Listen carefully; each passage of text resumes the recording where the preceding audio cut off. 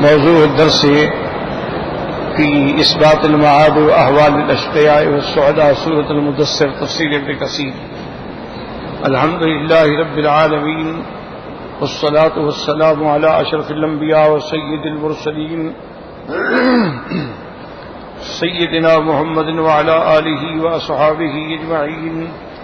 اللهم صل على سيدنا محمد وعلى آل سيدنا محمد كما صليت على إبراهيم وعلى آل إبراهيم في العالمين إنك حميد مجيد. أعوذ بالله من الشيطان الرجيم. بسم الله الرحمن الرحيم. كل نفس بما كسبت رهينة إلا أصحاب اليمين في جنات يتساءلون عن المجرمين ما سلككم في سقر قالوا لم نك من المصلين ولم نك نطعم المسكين وكنا نخوض مع الخائضين وكنا نكذب بيوم الدين حتى أتانا اليقين فما تنفعهم شفاعة الشافعين فما لهم عن التذكرة معرضين كأنهم حمر مستنفرة فرت من قسورة بل يريد كل امرئ منهم أن يؤتى صحفا منشرة كلا بل لا يخافون الآخرة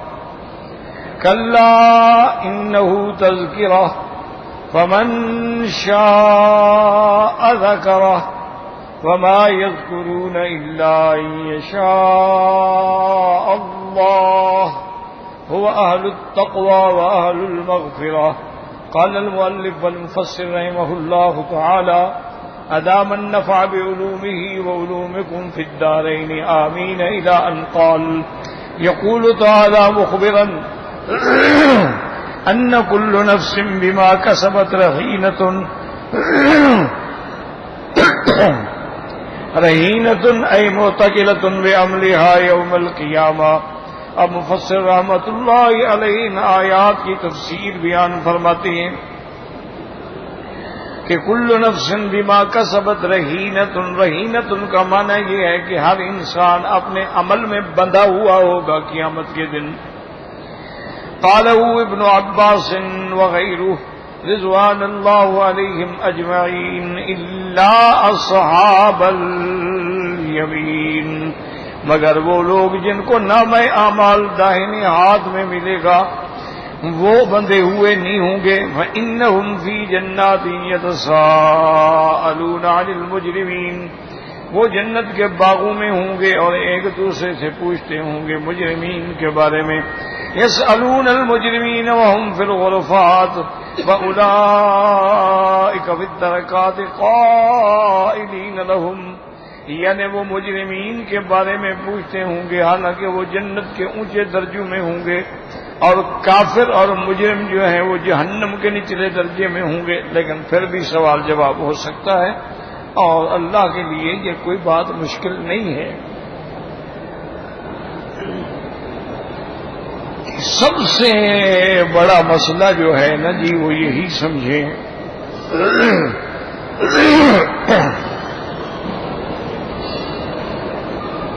بعض مسائل ایسے ہوتے ہیں جن کو سمعی کہا جاتا ہے. یاد رکھو، یعنی جو ہم نے سنے اور ایمان لے آئے، ہم نے دیکھا نہیں. اللہ پر ہمارا ایمان ہے لیکن ہم نے اللہ کو دیکھا نہیں ہے اور نہ کوئی دیکھ سکتا ہے. جنت و جہنم پر ہمارا ایمان ہے لیکن ہم نے نہیں دیکھا ہے. ملائکہ پر ہمارا ایمان ہے لیکن ہم نے نہیں دیکھا. صراط پر ہمارا ایمان ہے لیکن ہم نے نہیں دیکھا. میزان پر ہمارا ایمان ہے لیکن ہم نے نہیں دیکھا. حور عین پر ہمارا ایمان ہے لیکن ہم نے نہیں دیکھا. عذاب قبر پر ہمارا ایمان ہے لیکن ہم نے نہیں دیکھا. تو اس لیے یہ مسائل بصری نہیں ہوتے کہ ہم دیکھیں، یہ سبھی مسائل ہیں کہ اللہ نے قرآن میں اتارے، حضور پاک نے فرمایا، ہم ایمان۔ اور اسی طرح یاد رکھیں کہ بعض مسائل ایسے ہوتے ہیں کہ جن کو انسان کسی حال میں سمجھ ہی نہیں سکتا، وہ ماورائے عقل ہوتے ہیں، خلاف عقل نہیں ہوتے، یعنی وہاں ہماری عقل کی رسائی نہیں ہو سکتی۔ ابھی آپ دیکھ لیں، دنیا میں بھی آپ دیکھیں کئی مسائل ہیں، پہلے کوئی تصور کر سکتا تھا کہ بھئی لوہا فضا میں اڑے گا؟ کوئی سوچ ہی نہیں سکتا۔ لوگ تو گاڑی کو بھی نہیں جانتے تھے، جن لوگوں نے ٹرین چلتی ہوئی نہیں دیکھی وہ نہیں جانتے تھے کہ بھی ایسا ہی ہو سکتا ہے کہ ٹرین ہو، انجن ہو، اس کے پیچھے سینکڑوں بندے، ہزاروں بندے بیٹھے ہوں، وہ بھاگ رہی ہو۔ لوگ جنہوں نے کار نہیں دیکھی تھی وہ کار کو بھی نہیں جانتے تھے کہ کار کیا چیز ہے۔ ہم چھوٹے چھوٹے ہوتے تھے، کسی کی گاڑی گزرے تو پیچھے بھاگ پڑتے تھے، ہم اس کو پکڑ تھوڑا رہے ہیں یا پکڑ سکتے ہیں، دیکھ رہے ہیں۔ اچھا، مٹی اڑ رہی ہوتی تھی، کچی سڑکیں ہوتی تھی، سارا مٹی مٹی ہو جاتا تھا، شوق ابھی کیا چیز ہے جو بھاگ رہی ہے، بندے بھی اندر بیٹھے ہوئے ہیں، لوہے کی بلا ہے اور بھاگ رہی ہے، کیونکہ ہم جانتے نہیں۔ جب آہستہ آہستہ علم آیا، ہم نے گاڑی بھی دیکھ لی، کار بھی دیکھ لی، ہوائی جہاز بھی دیکھ لی، تو اب ہمارا بالکل عین یقین ہو گیا، مشاہدہ ہو گیا۔ تو اس لیے ہمیشہ یاد رکھیں کہ بہت سارے ایسے مسائل بھی ہوتے ہیں۔ آج دیکھیں کہ یہود و نصارہ علوم جدیدہ پر اتنا آگے نکل چکے ہیں، اب ساری دنیا کے سامنے یہ سارے چیزیں جو ہیں، جتنے جدید ٹیکنالوجی ہے ساری ان کی ہے۔ ہم تو گھروں میں سوئے ہوئے ہیں نا، ہم نے تو آج تک ایک پانی کی بوتل بھی نہیں بنا سکے۔ جتنی جدید علوم ہے، ابھی ہی موبائل دیکھ لو، ٹیلی فون دیکھ لو، ٹی وی دیکھ لو، آئی پیڈ دیکھ لو، یعنی عجیب چیزیں۔ اچھا، صواريخ کے ذریعے وہ چاند پہ پہنچ گئے، وہاں سے مٹی بھی لے آئے۔ بہت سارے مولوی تو ہمارے پہلے مانتے ہی نہیں چاند پہ کیسے جا سکتے۔ بھائی اب تو وہ کہتا دیکھ لو ٹی وی میں جا رہا ہے، اتر رہا ہے، اوپر چہل قدمی کر رہا ہے، وہاں سے چیزیں اٹھا رہا ہے، ایک ایک پل کا کیمرہ دکھا رہا ہے۔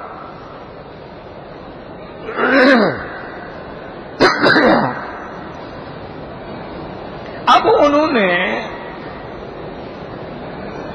کمرشل جہاز، یعنی جو سواریاں لے جانے والے ہیں نا، اب ان کو بھی وہ تیار کر رہے ہیں، ابھی 1 سال میں مارکیٹ میں آ جائیں گے، جو بغیر ڈرائیور کے چلیں گے، بغیر پائلٹ کے، کوئی پائلٹ۔ اب ایسا تو ہوتا ہے کہ آپ جہاز میں بیٹھے ہیں، جہاز نے اس کو کمپیوٹر پہ سیٹ کر دیا اور اس کے بعد اٹھ کے چلا آیا، جہاز چل رہا ہے۔ لیکن وہ مستقل ایسے ہوں گے کہ ان میں پائلٹ ہوگا ہی نہیں۔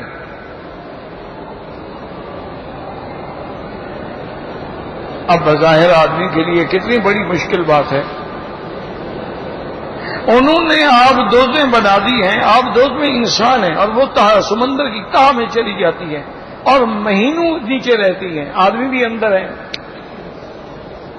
ان کو آکسیجن بھی مل رہا ہے، ہوا بھی مل رہی ہے، ہر چیز مل رہی ہے۔ لیکن اتنی ترقی کے باوجود برمودا مثلث جو ہے آج تک وہاں ان کا عقل بھی نہیں پہنچا۔ ساری دنیا کے سائنسدانوں نے زور لگا لیا، نہیں سمجھ آیا۔ اللہ نے اسی دنیا میں ایک خطہ پیدا کر دیا ہے، جو چیز اس کے اوپر گزرتی ہے بس فوراً وہ کھینچ دیتا ہے اپنے اندر۔ ہوائی جہاز 20,000 فٹ کی بلندی پہ جا رہے فوراً، اور گیا اور غرق ہو گیا، کدھر گیا کوئی پتہ نہیں۔ زور لگا لیا، ایسے جہاز تیار کیے کہ جو ہر قسم کے کیمرے سے لیس تھے تاکہ ہر لمحے کی فوٹو لائی جائے، لیکن وہ جہاز بھی گئے، پریشان ہے کہ کیا بات۔ اچھا، اب ایک اور ان کے لیے مشکل بنی ہوئی ہے کہ جی اڑن تشتریاں ہیں، اڑتی ہیں، پتہ نہیں کیا بلا ہے، وہ آتی ہیں، اڑتی ہیں، چلی جاتی ہیں۔ اب یہ پاگل ہوئے ہیں کہ یہ ہے کیا بلا، یہ کسی دشمن ملک نے تو کوئی چیز ایجاد نہیں کی کہ آئے ہم پہ مارے کوئی بم، ہم سارے ختم ہو جائیں، ہمیں تو پتہ نہیں لگ رہا نا کہ ہے کیا، روکیں گے کیسے؟ تو معنی یہ ہے کہ اللہ کی مخلوق میں ایسی چیزیں بھی موجود ہیں جو ماورائے عقل ہیں، ابھی ہمارا عقل وہاں نہیں پہنچا۔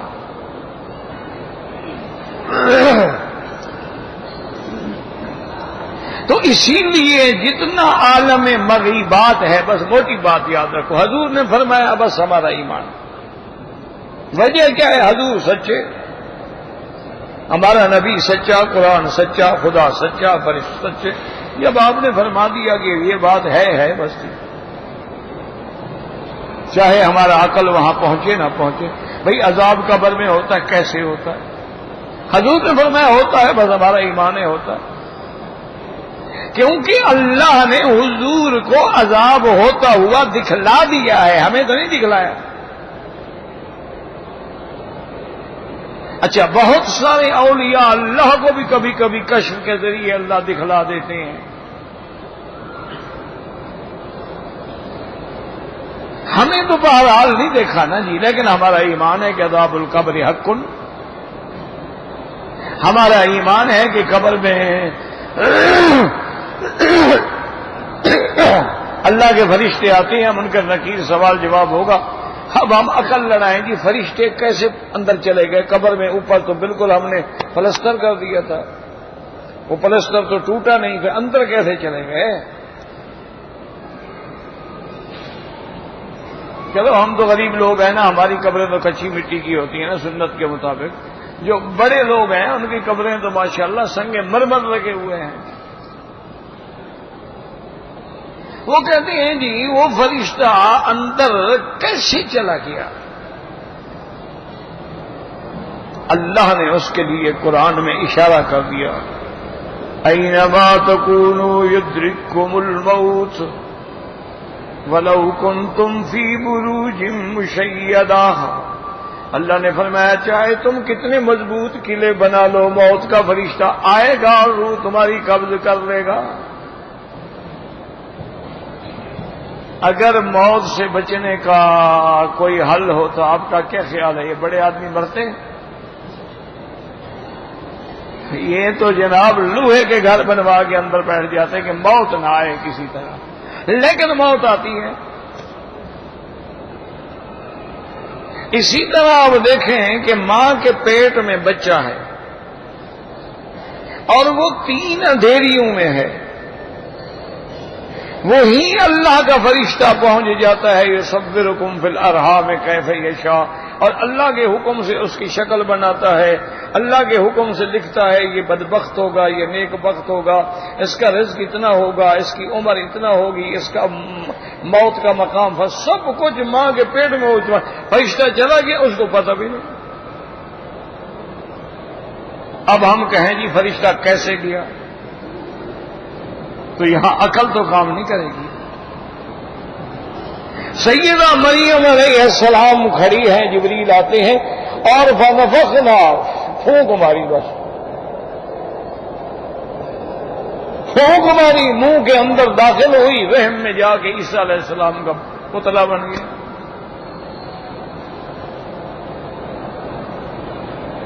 اب کوئی تصور کر سکتا ہے کہ بھئی منہ کے ذریعے پھونک اندر چلی گئی؟ اچھا، ابھی یہ بے انتہا کوشش میں لگے ہوئے ہیں کہ یہ سیارات جو اللہ کا نظام ہے، بھی یہ شمس ہے، قمر ہے، مشتری ہے، زحل ہے، عطارد ہے، تو ابھی تک تو ایسے ایسے سیارات ہیں جہاں ان کا وجود عقل میں نہیں پہنچا ہے۔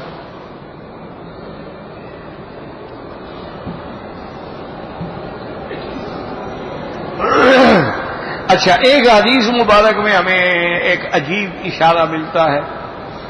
حضرت ابن عباس جیسا آدمی اس کا راوی ہے، انہوں نے فرمایا کہ ہر زمین میں اللہ کا کعبہ ہے، ہر آسمان میں اللہ کا کعبہ ہے. وہ کہتے ہیں بیت المعمور جو ہے وہ تو 7ویں آسمان پہ ہے، اس کے نیچے 6 پہ ہے، 5ویں پہ ہے، 4 پہ ہے، 3 پہ ہے، 2 پہ ہے، پہلے پہ ہے، پھر زمین پہ اللہ کا کعبہ ہے. اسی طرح ایک حدیث سے ہمیں یہ بھی اشارہ ملتا ہے کہ یہ جو نظام ہمارے سامنے ہے، اسی طرح ہر زمین کے اندر ایک چاند بھی ہے، سورج بھی ہے.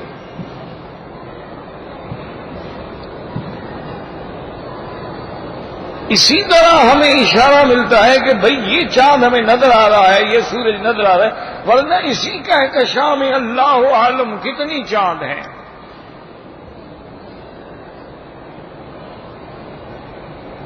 کتنے سیارات ہیں، کتنے ثوابت ہیں، کتنے متحرکہ ہیں، یعنی کتنے سیارات ایسے ہیں جو اپنے مقام پہ جمے ہوئے ہیں، کتنے ہیں جو حرکت کر رہے چل رہے ہیں، لیکن ہمارا عقل وہاں نہیں پہنچ. اللہ فرماتے ہیں تبارک الذی جعل فی السماء بروجا وجعل فیہا سراجا وقمرا منیرا. وہ برج کتنے بڑے ہوں گے. یہاں تو ایک ٹاور دیکھتے ہو نا کوئی 50-60 منزلہ تو آپ حیران ہو جاتے ہیں. اللہ کے برج کتنے ہوں گے جن میں سورج آ جاتا ہو.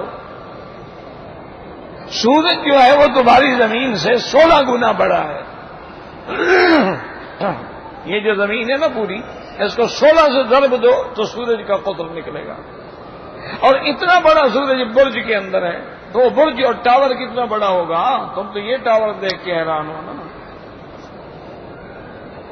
تم تو ایفل ٹاور دیکھ کے حیران ہو کہ جی پیرس میں 124 منزلہ ٹاور ہے. اچھا، اسی طرح ایک آرکیٹیکٹ نے کینیڈا میں ایک ایسا ٹاور بنایا ہے جو تقریباً 104 منزل ہے. اچھا، وہ ٹاور اس نے ایسا بنایا کہ یوں معلوم ہوتا ہے کہ بس ابھی گر گیا، ابھی گر گیا، ابھی گرے گا. اور اس کے نیچے کھڑے ہوں نا تو آدمی کی چیخیں نکل جاتی ہیں. اب وہ سالوں سے کھڑا ہے تو گرتا نہیں ہے. اس کی انہوں نے آرکیٹیکٹ نے تکنیک ایسی رکھی ہے. اور یہ بھی شکر کرو یہ جتنے کام ہیں نا سب مسلمانوں نے کیے ہیں، کافر اب بھی نہیں کر سکتے. وہ شکاگو میں جو سب سے بڑا ٹاور ہے نا 104 منزلہ، وہ ایک بنگالی آرکیٹیکٹ نے بنایا ہے. اس کا نام تھا ضیاء الرحمان. وہ بنگلہ دیش کا جو غریب ملک ہے اس نے بنا کے دیا ان کو. لاس ویگاس میں اٹلانٹک سٹی میں ایم جی گرانڈ ہے، لیگزر ہے، بڑے بڑے جو ان کے عجائبات ہیں نا سب مسلمانوں نے بنائے ہیں. یہ ان کو ابھی بھی اتنا عقل نہیں ہے. یہ تو ہماری بدقسمتی ہے نا کہ ایک ہم مسلمان ہیں، بس کھاؤ پیو، دھوکہ کرو، فریب کرو، فراڈ کرو، عورتوں کے فوٹو مردوں کے کام پہ لگا دو، مردوں کے عورتوں پہ لگا دو، پاسپورٹ بدل دو. ہم اس میں ماشاءاللہ اتنے آگے ہیں کہ افسران دیکھتے ہیں نا کو پکڑتے ہیں، وہ کہتے ہیں یار تمہیں کوئی ہندوستانی پاکستانی بنگالی نہیں ملا کہ یہ تم نے کسی غلط استاد سے بنوایا ہے. ہم اس میں ترقی کر رہے ہیں. چوری کیسے کریں، نشہ کیسے بیچیں،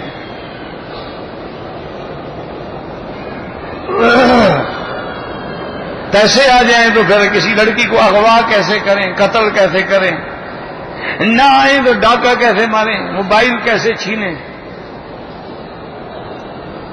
ہم اس میں جا رہے ہیں. انا للہ و انا الیہ راجعون. مسجدوں میں جا کے آج میں پڑھ رہا تھا، مسجد میں ایک مولوی صاحب بیچارے قاری صاحب پڑھا رہے تھے، مسجد میں بدبخت نے داخل ہو کے ان کو گولی ماری.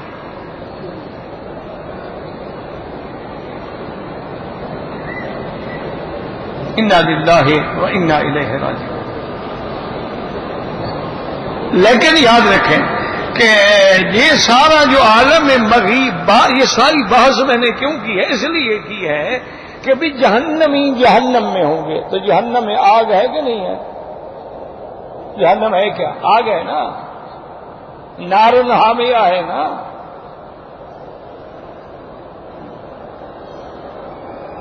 وَلَهُمْ عَذَابُ جَهَنَّمَ وَلَهُمْ عَذَابُ الْحَرِيقِ، لیکن ایک آدمی آگ میں ڈال دو تو وہ تو وہاں تباہ و برباد ہو جاتا ہے، جواب کیسے دے گا، بات کیسے کرے گا؟ یہاں کسی کو آگ میں ڈال کے دیکھ لو نا، اس کو تو اپنی پڑی ہوگی، صرف کپڑے کو آگ لگ جائے تو ہوش بھول جائے گا۔ تو وہ کیسے یہ سارا کچھ کہہ رہے ہوں گے لم نکن من المصلین ولم نکن نطعم، وہ تو جہنم میں پڑے ہیں۔ اور ان سے کیسے پوچھا جا رہا ہے، وہ باتیں کیسے کر رہے ہیں؟ جل بھی رہے ہیں، باتیں بھی کر رہے ہیں۔ جلنے والا کیسے بات کرے گا؟ تو یہ عقل میں نہیں آتا۔ لیکن اللہ نے قرآن میں فرما دیا کہ جب جہنم میں جائیں گے، اللہ یموت فیہا ولا یحیا، لاکھ دفعہ ان کو جلایا جائے موت نہیں آئے گی، اللہ مرنے نہیں دیں گے۔ کیوں؟ موت تو ہے ہی نہیں۔ جب اتنی جلنے کے بعد ان کی زندگی باقی ہے تو پھر بولنے کی طاقت بھی باقی ہے، سوال جواب بھی باقی ہے، کیونکہ جو جنت میں چلے گئے ان کے لیے بھی کوئی موت نہیں، بس اب ہمیشہ کی زندگی ہے۔ اور جو مشرک کافر جہنم میں گئے ان کے لیے بھی اب کوئی موت نہیں، وہ تو کہیں گے کہ اللہ ہمیں موت دے دو تاکہ ہم اس عذاب سے بچ جائیں گے، لیکن وہاں موت تو ہے نہیں، موت کو تو موت آ گئی، موت کو تو اللہ نے حکم دیا ذبح کر دو، موت تو ذبح ہو گئی۔ تو اس لیے ہمیشہ یاد رکھو کہ یہ عالم مغیبات ہے، عذاب قبر حق ہے۔ کیسے ہوتا ہے؟ اللہ اعلم۔ کیسے فرشتے جاتے ہیں؟ اللہ اعلم۔ اس کا یہی آپ اندازہ کر لیں کہ آئی سی یو ہے، ہسپتالیں ہیں، اور بڑے لوگوں کے لیے تو باقاعدہ آکسیجن ٹینک لگا دیے جاتے ہیں، اور اتنی سیکورٹی ہوتی ہے کہ وہ مثال مشہور ہے نا کہ پرندہ پر نہیں مار سکتا، لیکن جب موت آئے ملک الموت پہنچ جاتا ہے کہ نہیں پہنچتا؟ اس لیے اللہ تبارک و تعالیٰ کے قرآن میں جو ایسی باتیں، ہاں یہ الگ بات ہے کہ آہستہ آہستہ آہستہ کچھ چیزوں کا انکشاف ہوتا جا رہا ہے۔ حضرت سلیمان کا تخت اڑتا تھا، اب پہلے کسی کو سمجھ آتی تھی کہ تخت کیسے اڑتا تھا؟ اور تخت بھی چھوٹا نہیں، اتنا بڑا کہ اس پر آپ کے ساتھ سینکڑوں انسان اور سینکڑوں جن بیٹھے رہتے تھے، اور اس کی رفتار بھی اللہ نے بتا دی، غدوہا شہر و رواہا شہر، صبح کو اڑتا دوپہر تک 1 مہینے کا سفر کر لے، شام کو اڑتا پھر رات تک 1 مہینے کا سفر کر دیتا۔ اس کی سپیڈ بھی آ گئی، سفر بھی آ گیا، مسافت بھی آ گئی، اور اس کو اڑانے کے لیے نہ کسی کیپٹن کی ضرورت تھی، نہ کسی ٹاور کی ضرورت تھی، نہ کسی کنٹرول ٹاور کی ضرورت تھی، نہ کسی ہو، تو سلیمان نے حکم دیا اڑ گیا۔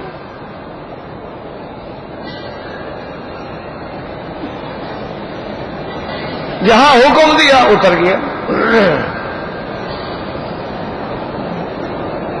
یہ چیزیں آپ کی سمجھ میں نہیں آتی ہیں، لیکن اب جب ہوائی جہاز بن گئے تو اب بندہ کہتے ہیں ہاں یار پھر ٹھیک ہے، پھر سلیمان اگر انسانوں کا بنایا ہوا ہوائی جہاز اڑ سکتا ہے تو اللہ کا بنایا ہوا نہیں اڑ سکتا؟ بھائی بات ٹھیک ہے، سلیمان علیہ السلام کا قصہ ٹھیک ہے۔ اب آتا ہے کہ ہدہد نے آگے بات کی۔ اب جب یہاں ہم دیکھتے ہیں کہ طوطوں کو انہوں نے ایسا سکھایا ہوا ہے کہ وہ جناب ہر بات کرتا ہے۔ اچھا، ہمارے اپنے جامعہ اشرفیہ لاہور میں جو بہت بڑا جامعہ ہے ماشاءاللہ، اس میں ایک طوطا تھا، وہ ماشاءاللہ پوری سورت یاسین پڑھ جاتا۔ امام حرم حضرت شیخ سبیل اللہ ان کو صحت و عافیت عطا فرمائے، وہ جب وہاں تشریف لے گئے تو جامعہ والوں نے کہا کہ حضرت ہمارا پہلے ایک چھوٹا طالب العلم ہے، اس کا سبق سن لیں آپ۔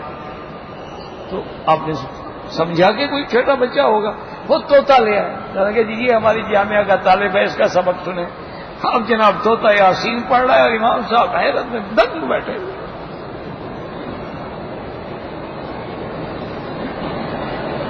اچھا، انگریزوں کے پاس بھی ایسے طوطے ہیں، وہ اور قسم کے ہیں، ہمارے ملک والے اور ہوتے ہیں. ہمارے ملک کے طوطے اور ہیں، افریقی طوطے اور ہیں، یورپین طوطے اور ہیں، امریکن طوطے اور ہیں، آسٹریلین اور ہیں. اچھا، وہ باقاعدہ پوری بات کرتے ہیں. اچھا، چونکہ مالکان انگریزی ہیں، وہ طوطا انگریزی بولتا ہے. ہم چونکہ یہاں اردو اور پنجابی والے ہیں تو ہمارا طوطا بھی میاں مٹھو اردو بولتا ہے. تو اگر یہ پرندے بول سکتے ہیں تو کیا حضرت سلیمان علیہ السلام کے سامنے ہدہد آ کے رپورٹ نہیں پیش کر سکتا؟ تو اللہ کا قرآن سچا ہوتا جا رہا ہے کہ دشمنوں کے پردے جو پڑے ہوئے تھے وہ آنکھوں سے ہٹتے جائیں، کھل جائیں.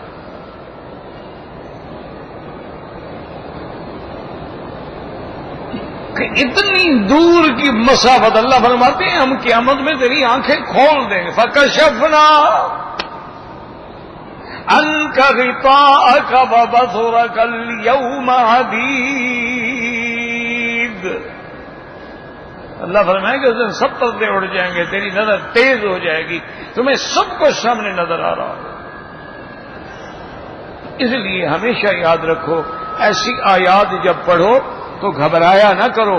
کچھ چیزوں کا انکشاف اللہ نے دنیا میں کر دیا ہے، کچھ کا قیامت سے پہلے کر دیں گے. اور اگر نہ بھی ہو تو ہمارا ایمان ہے. اس لیے ایمان ہے کہ قال رسول اللہ صلی اللہ علیہ وسلم، بس حضور نے فرما دیا. جب حضور پر ایمان تو حضور کی ہر بات پر ایمان صلی اللہ علیہ وسلم. اللہ ایک پانی میں شفا رکھ سکتے ہیں، زمزم ہے.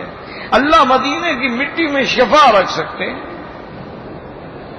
اس مٹی میں بھی شفا ہے. تو اس لیے ہمیشہ جب یہ آیات پڑھیں تو گھبرایا نہ کریں گے جی کیسے سوال جواب ہوگا، وہ تو جہنم میں پڑھیں. ما سلککم فی سقر. اب فرماتی ہیں قالوا لم نک من المصلین ولم نک نطعم المسکین. کیا مانے یعنی ما عبدنا ربنا، ہم نے اپنے رب کی بھی عبادت نہیں کی، ہم نے اپنے اللہ کا حق بھی ادا نہ کیا. ولا احسننا الی خلقہ من جنسنا، اور نہ ہم نے اپنی جنس کے انسانوں پہ رحم کھایا کہ ہم غریبوں کو کھلا دیتے، کسی کو پانی پلا دیتے، کسی کو کپڑا دے دیتے، اپنا پہنا ہوا ہی دے دیتے.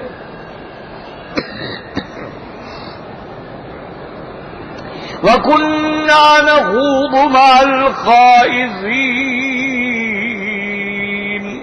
أَيْ نَتَكَلَّمُ فِي مَا لَا نَعْلَمُ. اور ہم ایسے باتیں بنائے جاتے تھے جو علم بھی نہیں، بس لوگ کہہ رہے ہیں تو ہم بھی کہہ رہے ہیں.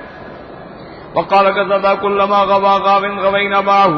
حضرت قتادہ فرماتی ہیں اس کا ترجمہ یہ ہے کہ جب بھی کوئی گمراہ ہمیں ملتا ہم اس کے ساتھ ہو جاتے، ہم بھی گمراہ ہو جاتے.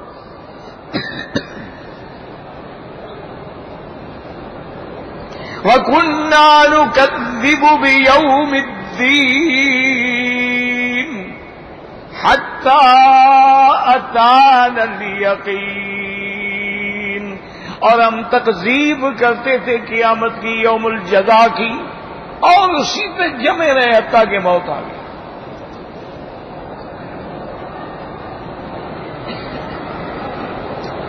قولی تعالی وَاعْبُدْ رَبَّكَ حَتَّى يَأْتِيَكَ الْيَقِينُ. یقین مانا موت. وقال رسول اللہ صلی اللہ علیہ وسلم وقد جاء اليقین من ربی. اسی لیے حدیث پاک میں آتا ہے کہ میرے آقا نے رحمت دو عالم نے فرمایا کہ عثمان بن مظعون جو ہے اس کو آیا یقین اپنے رب کی طرف سے، یعنی موت.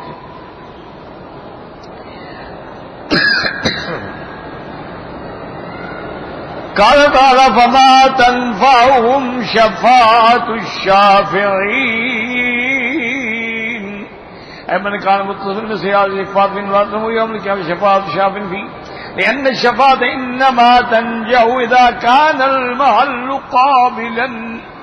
اللہ پاک نے ارشاد فرما دیا کہ ان کو کسی شفاعت کرنے والے کی شفاعت بھی فائدہ نہیں پہنچائے گی اب مفسر فرماتی ہیں کہ جن لوگوں کی یہ صفتیں ہیں جو قیامت کے منکر ہیں، جو کافر ہیں، جو مشرک ہیں، ان کو قیامت والے دن کسی سفارشی کی شفاعت فائدہ نہیں دے گی، کیونکہ شفاعت تو فائدہ تب دے گی جب محل بھی قابل شفاعت ہو، وہ بندہ بھی تو پہلے قابل ہو نا، اس لائق ہو جس کی شفاعت کی جائے۔ مشرک کی تو شفاعت ہوئے گی نہیں۔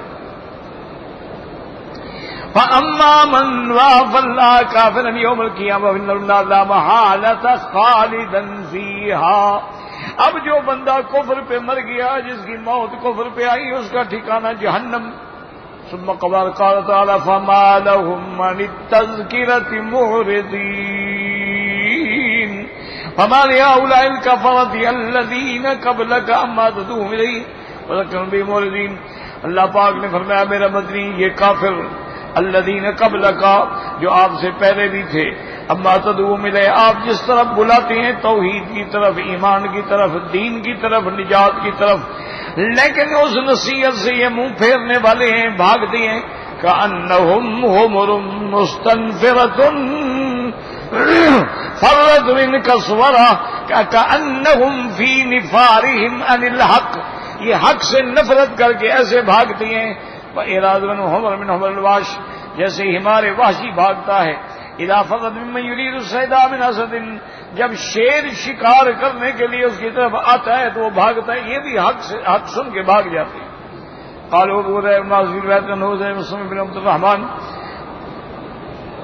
وهو روايه بعض وقالوا الجمهور وقال ابن عماد بن سلمة عن علي بن زيد بن يوسف بن مالك بعد رسول بالعربيه ويقال بالحبشيه قسورة وبالفارسيه الشير وبالنبتيه اوبا، تو اورام بھی اس کو کہا جاتا ہے اور اسد بھی کہا جاتا ہے اور قسورہ بھی کہا جاتا ہے، اور فارسی لغت میں اسی کا نام شیر بھی ہے، نبتی اس کو اوبا کہتے ہیں۔ یہ تو شیر کے بہرحال نام ہے۔ معنی یہ ہے کہ جب شیر کو دیکھ کے ہمارے وحشی بھاگتے ہیں، یہ حق کی بات سن کے ایسے بھاگتے ہیں، اعراض کرتے ہیں۔ اب اس کے بعد مفسر رحمۃ اللہ فرماتے ہیں بل یرید کل امرئ منہم ان یؤتی صحفا منشرہ بل یرید کل واحد من هؤلاء مشرکین علیہ کتاب محمد اللہ نبی نبی صلی۔ اب جناب یہ کافر، یہ مشرک یہ چاہتے ہیں کہ جیسے اللہ کے نبی پہ وحی آتی ہے، ایسے ہمارے لیے بھی اللہ کی طرف سے کوئی خط آنا چاہیے، کتاب آنی چاہیے، اس میں ہمارا نام لکھا ہوا اور پھر ہم ایمان لائیں گے۔ وَإِذَا جَاءَتْهُمْ آيَةٌ قَالُوا لَن نُّؤْمِنَ حَتَّى نُؤْتَىٰ مِثْلَ مَا أُوتِيَ رُسُلُ اللَّهِ۔ اللہ نے فرمایا جب ان کے پاس کوئی اللہ کا حکم آتا ہے، یہ کہتے ہیں ہم تو ایمان نہیں لے آئیں گے جب تک ہمارے اوپر بھی وحی ہو، ہمارے اوپر بھی کتاب آئے۔ اللہ فرماتے ہیں بدبختو اللہ اعلم حیث یجعل رسالتہ، اللہ جانتے ہیں کون رسالت کا مستحق ہے، کون نبوت کا مستحق ہے۔ تم سب پر وحی آنی شروع ہو جائے، کیا کہتے ہیں؟ وَيُرِيدُونَ يُؤْتُوا بَرَاءَةً بِغَيْرِ عَمَلٍ، حضرت قتادہ فرماتی ہیں وہ یہ کہتے تھے کہ ہمیں پروانہ مل جائے کہ بغیر عمل کے ہم آپ کو جنت میں داخل کریں گے تو پھر شاید ہم ایمان لے آئیں۔ وَقَوْلُهُ تَعَالَىٰ كَلَّا بَل لَّا يَخَافُونَ الْآخِرَةَ اے بما افسد عدم ایمان بِهَٰذِهِ الرُّقْیَا۔ اللہ نے فرمایا میرے محبوب اصل بات یہ ہے کہ ان کا قیامت پہ ایمان ہی نہیں ہے، اگر قیامت پہ ایمان ہوتا تو ایسی باتیں نہ کرتے، یہ قرآن سے اعراض نہ کرتے، بلکہ ان کے فاسد ہونے کا، ان کے بگڑ جانے کا سبب یہ ہے کہ ان کا آخرت پر ایمان نہیں۔ جب بندے کا آخرت پر ایمان ہوگا تو وہ کبھی نافرمانی نہیں کر سکتا۔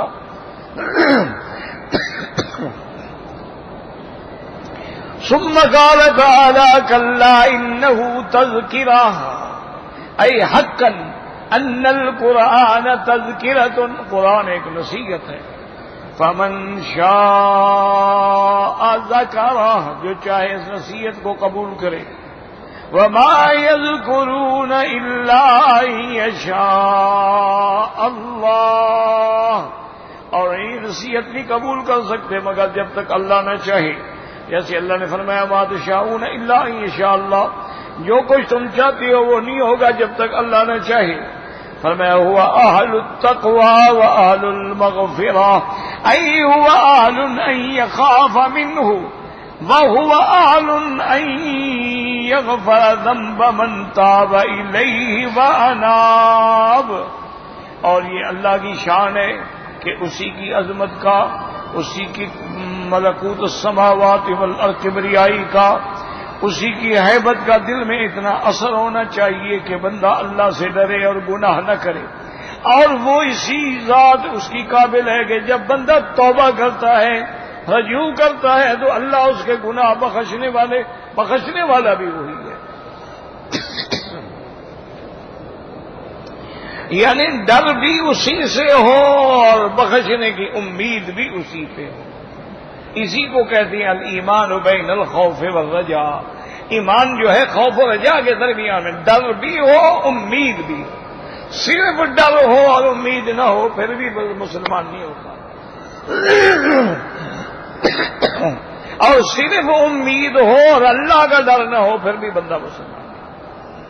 ایمان اسی کا نام ہے کہ اللہ کی رحمت پہ 100% یقین ہے، لیکن اللہ تعالی کے عذاب سے بھی ڈر۔ اس کی ایک مثال سمجھ لیں تاکہ بات آپ کو سمجھ آ جائے، اللہ کرے۔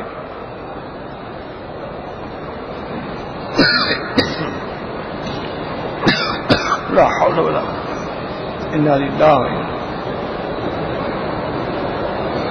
حضرت عمر رضی اللہ تعالی عنہ فرماتے تھے کہ اگر قیامت والے دن یہ اعلان ہو جائے کہ ساری مخلوق جنت میں جائے گی، صرف ایک بندہ نہیں جائے گا، فرمایا میں ڈرتا ہوں کہ پتہ نہیں وہ بندہ میں نہ ہوں۔ اور فرمایا کہ اگر اعلان ہو جائے کہ ساری دنیا جہنم میں جائے گی، ایک بندہ جنت میں جائے گا، میں امید کرتا ہوں کہ شاید میں وہ بندہ ہوں۔ یعنی خوف اتنا پکا اور ایمان بھی اتنا پکا، یقین بھی اتنا پکا ہے اللہ کی رحمت پر، اور اللہ کا خوف بھی دل میں اتنا جاگزی ہے کہ رات ہے، دن ہے، اندھیرا ہے، پردہ ہے، پھر بھی گناہ نہیں کرتا۔ قال معاذ اللہ انہ ربی احسن مثوائی انہ لا یفلح الظالمون۔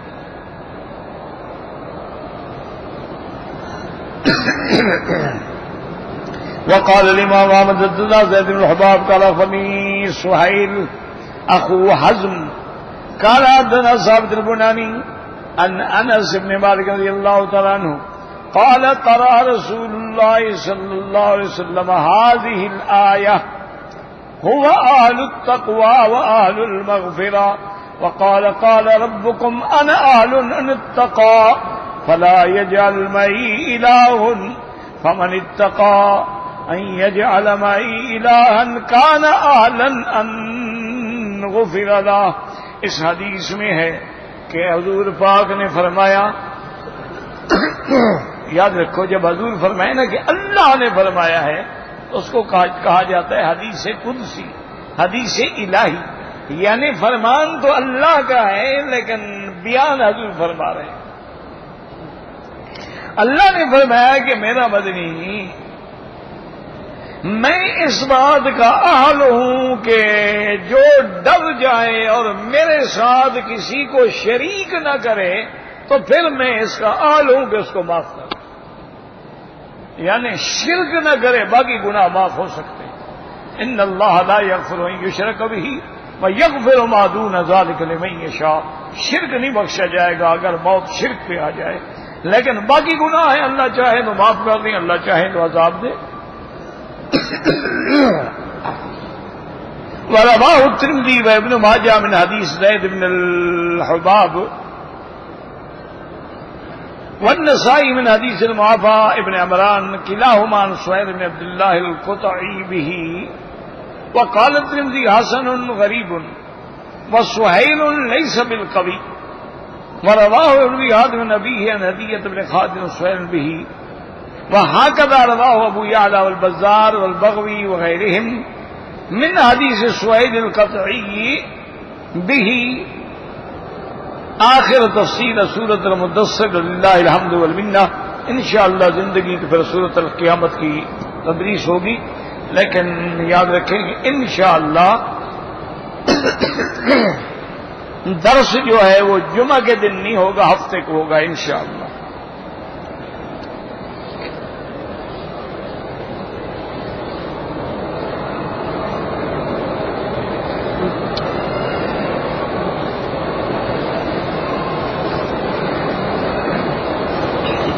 کہتے ہیں جی کہ ایک آدمی نے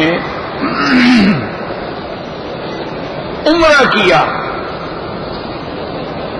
عمرے کے طواف کے دوران میں اس کو شک پڑ گیا ہے کہ شاید میں نے ایک چکر کم کیا، یعنی 7 کے بجائے میں نے 6 چکر لگا.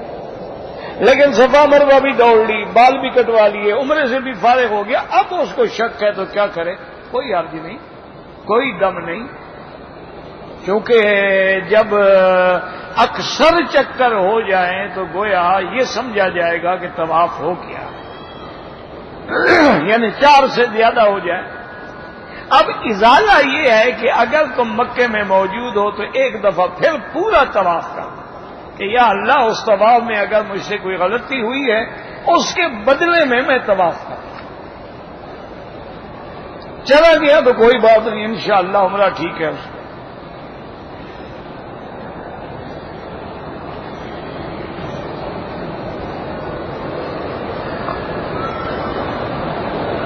کہتے ہیں جی کہ اگر آدمی پاکستان سے آیا ہے، احرام باندھا ہوا ہے، تھکا ہوا ہے، 2-4 گھنٹے لیٹ جائے، بعد میں عمرہ کرے، کوئی حرج نہیں، بالکل کوئی منع نہیں.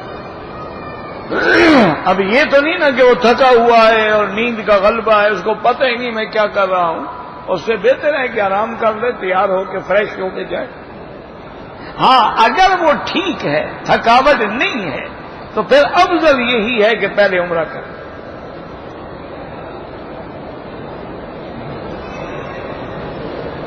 کہتے ہیں جی کہ رفع یدین کے بارے میں، یار خدا کا بندے 1400 سال گزر گئے، ابھی تک یہ مسئلہ ختم نہیں ہوا. کون سے یہ کفر اسلام کی جنگ ہے؟ انا للہ و انا الیہ راجعون.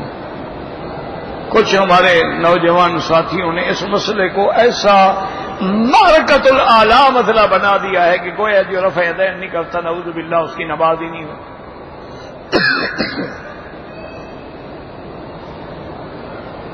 یہ بالکل غلط بات ہے. جو لوگ رفع یدین کر کے نماز پڑھتے ہیں ان پر کبھی اعتراض نہ کرو. ہم نہیں اعتراض کرتے، نہ ہم ان کو برا سمجھتے ہیں. لیکن جو لوگ رفع یدین نہیں کرتے ہیں تم بھی ان کو خدا کے لیے معاف کرو. ان کے پاس بھی تو قرآن ہے اور احادیث ہیں.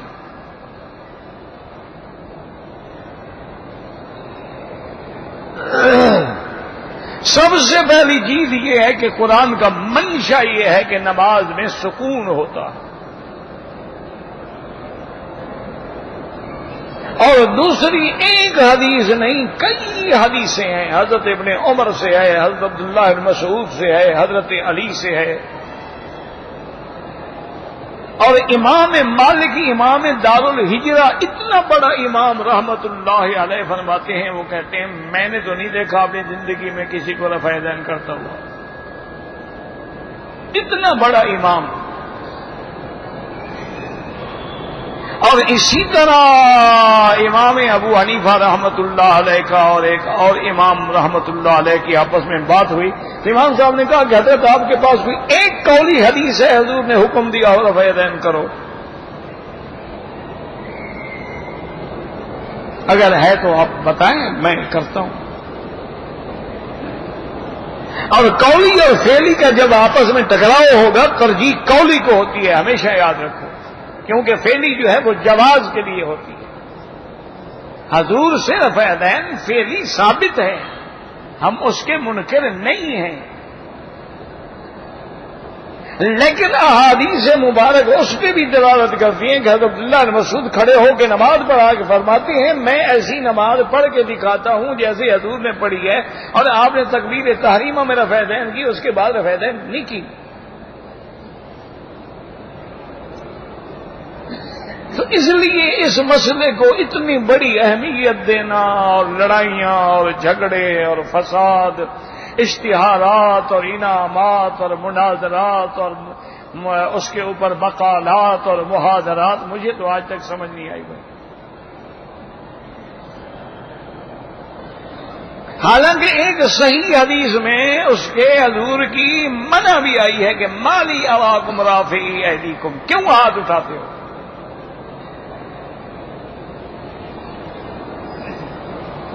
تو جب اتنی باتیں ہوں، اتنے دلائل ہوں، تو اچھا پھر نہ تو وہ فرض ہے نہ واجب ہے، جو کرتے ہیں ان کے نزدیک بھی فرض نہیں ہے، ان کے نزدیک بھی واجب نہیں ہے۔ اچھا پھر کچھ رکعتوں میں کرتے ہیں، کچھ میں نہیں کرتے۔ تو اس لیے لڑائی جھگڑا نہ کریں۔ جو رفع یدین کرتے ہیں الحمدللہ ان کی نمازیں بھی درست ہیں، اللہ ان کو مبارک فرمائے، اور جو نہیں کرتے ہیں الحمدللہ ان کے پاس بھی احادیث ہیں، ایک نہیں کئی احادیث ہیں، پھر ان کے ساتھ خلفائے راشدین کا عمل ہے۔ پھر سب سے بڑے راوی عبداللہ ابن عمر ہیں، اور وہ خود نہیں کرتے تھے۔ جب راوی اپنی اس روایت پہ عمل نہ کرے، مانا وہ عمل ختم ہو گیا، یعنی پہلے تھا بعد میں نہیں ہے۔ تو اس لیے اس میں خدا کے لیے حضور کی امت کو معاف کر دو۔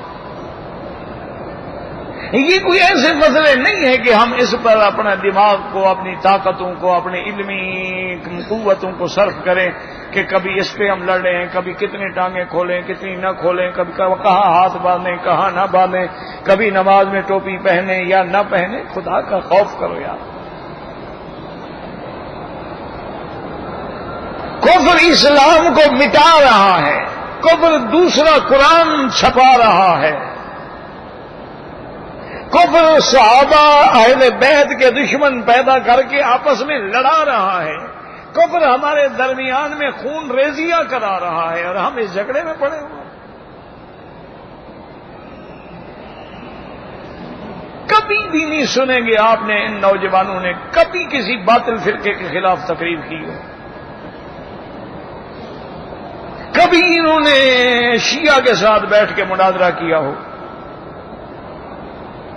کبھی انہوں نے قادیانیوں کے خلاف بیٹھ کے مناظرہ کیا ہو، یا مکالمہ یا محاضرہ یا کوئی مقالہ لکھا ہو، کوئی ایک آدھے مولوی نے لکھ دیا ہوگا اللہ عالم، ورنہ یہ نہیں، یعنی اس کو انہوں نے اپنا اوڑھنا بچھونا نہیں بنایا۔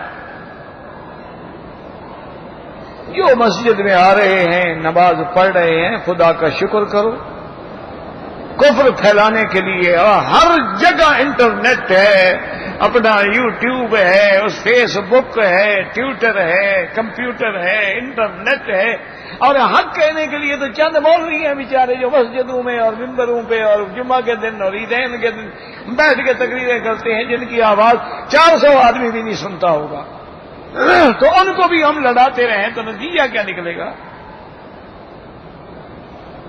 اس لیے خدا کے لیے یہ کوئی مسائل منسوخ نہیں ہیں، یہ کوئی نص قطعی نہیں ہے، یہ کوئی فرض واجب نہیں ہے، اور پوری کائنات میں ایک آدمی، ایک محدث، ایک فقیہ، ایک عالم ایسا پیدا نہیں ہوا جس نے لکھا ہو کہ رفع یدین کے بغیر نماز نہیں ہوتی۔ اگر ہے تو اس کا حوالہ دے دیں ٹھنڈے دل سے کہ جی یہ دیکھیں امام بخاری نے لکھا ہے جو رفع یدین نہ کرے نماز نہیں ہوتی۔ ایک ہے رفع یدین کرو، ایک ہے کہ نہ کرنے والے کی نماز نہیں ہوتی۔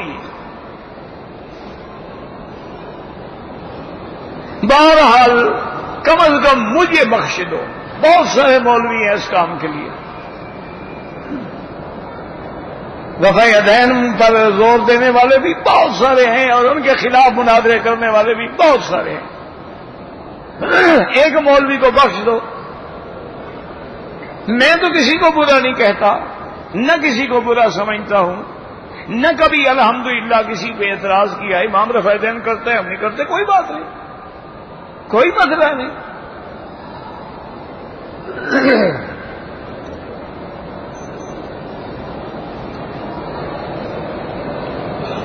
دیکھو نا، نماز ہمیں کس نے سکھائی ہے؟ حضور پاک نے. نماز کس نے سکھائی ہے؟ صلی اللہ علیہ وسلم. آپ نے صحابی کو سکھایا نا کہ اذا کبر فکبروا، جب امام تکبیر کہے تو تم بھی کہو اللہ اکبر. اور فرمایا اذا رکع فرکعوا، جب وہ رکوع کرے تم بھی رکوع کرو. آپ نے فرمایا جب وہ سجدہ کرے تم بھی سجدہ کرو، اور جب وہ پڑھے تم چپ رہو. وہاں سکھایا آپ نے کہ جب وہ رفع یدین کرے تو تم بھی رفع یدین کرو. اگر ہے حدیث میں میرے آنکھوں پر، میں تو انکار نہیں کروں گا انشاءاللہ. جب حدیث مل جائے انکار کیسا، پھر ضد کیسی. لیکن یہ نہیں کہ اپنے مطلب کی تو پڑھو اور جو تمہارے مطلب کی نہ ہو اس کے قریب بھی نہ جاؤ. یوں نہ کرو. لوگوں نے تو امام بخاری پر بھی اعتراضات کیے ہیں. ابو حاتم ان کے استاد ہیں، انہوں نے اخطاء بخاری لکھی ہے. اللہ تبارک و تعالیٰ معاف کرے. اور دشمن اس پہ لگا ہوا ہے کہ اتنے غلیظ اعتراض کیے گئے ہیں امام بخاری پہ کہ ہمیں تو پڑھ کے رونا آ جاتا کہ اتنا بڑا محدث، اتنا بڑا امام، اللہ اس کی قبر پہ کروڑوں رحمتیں فرمائے. بس مہربانی کر کے کم سے کم ایسے جو مسائل ہیں نا جھگڑے والے، اس سے مجھے دور رکھا کرو. جوتے آگے رکھ کے نماز پڑھنا چاہیے، کوئی حرج نہیں جناب، لیکن بہتر ہے کہ نہ رکھو. حضور نے جہاں رکھنے کا حکم دیا یہ نہیں کہا آگے رکھو، فرمایا یا دائیں رکھو یا بائیں رکھو یا دو ٹانگوں کے درمیان رکھو. اس کا معنی ہے کہ آگے نہ رکھو، تاکہ کوئی لوگ یہ نہ سمجھیں کہ یہ جوتے کو سجدہ کر رہا ہے.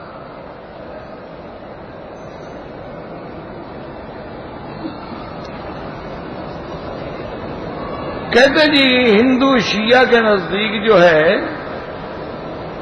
عورت سے مصافحہ کرنا جائز ہے، اور عورت کی اجازت ہو تو اس کو الٹا طریقے سے بھی استعمال کیا جا سکتا ہے. تو ہمیں کیا لعنت ہو، ہم ہندو پر بھی اور ایسے کرنے والوں پر بھی لعنت بھیجتے ہیں. حضور نے فرمایا من اتا فی دبر امرأۃ، اس پہ لعنت ہے. ہم تو ہم لعنت بھیجتے ہیں، ہمیں کیوں بتاتے ہو بھائی؟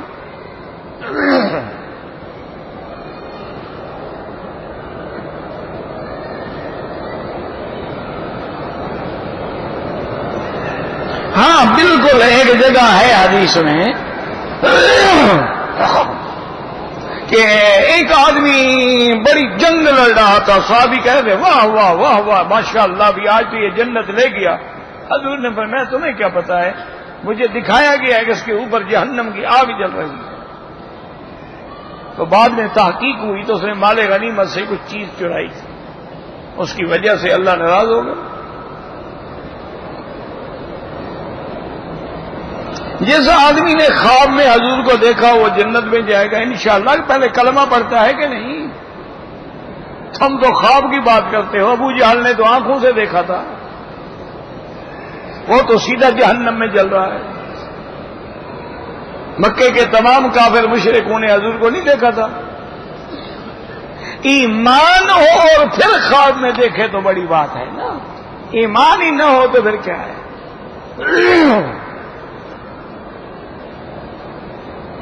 3 مہینے سے گھر بیٹھا ہوں، وظیفہ کام نہیں ملتا، استغفار پڑھو، 2 رکعت نماز صلاۃ الحاجہ کی نیت سے پڑھ کے روز دعا مانگو اللہ سے، اللہ رزق دیں گے.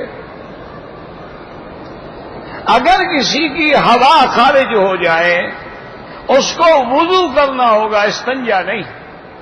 استنجا تب ہوتا ہے جب کوئی چیز بھی ساتھ خارج ہو.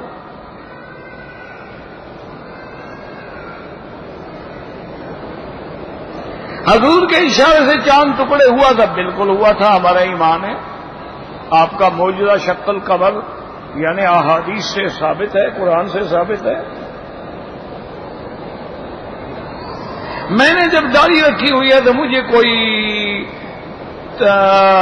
جاتا ہوں تو سب مجھے تنگ کرتے ہیں.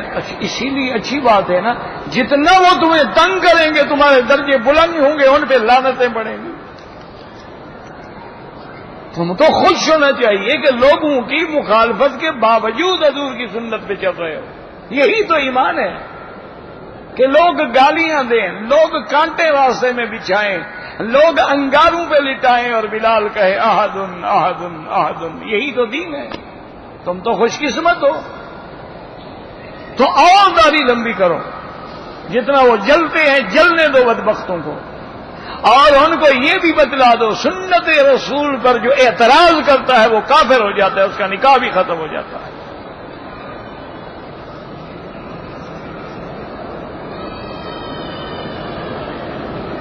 اگر دم پڑ جائے، جب اللہ توفیق دے ادا کرو اللہ کے بندے، جب اللہ توفیق دے. پھوپھی کی سوتیلی پوتی سے آج ہی نکاح ہو سکتا ہے. اب ایسے ایسے رشتے لکھتے ہیں ہمارے عقل میں بھی نہیں آتے، ہم کیا کریں. اندازے سے مسئلہ بتا دیتے ہیں. سمجھ مجھے ابھی بھی نہیں آئی کہ پھوپھی کی پتہ نہیں کون سی پوتی. ایک آدمی کی والدہ اللہ شفا عطا فرمائے. ایک آدمی حج پہ آنا چاہتا ہے، اللہ سب کو نصیب فرمائے. میری خالہ داد بہن کا آپریشن اللہ شفا عطا فرمائے.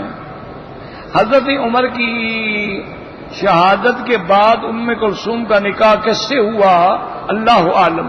حضرت عمر کا نکاح تو ہوا ہے، آپ کے بعد کس سے ہوا اللہ جانتا ہے. جس چیز کا پتہ نہ ہو میں کیسے بتا دوں.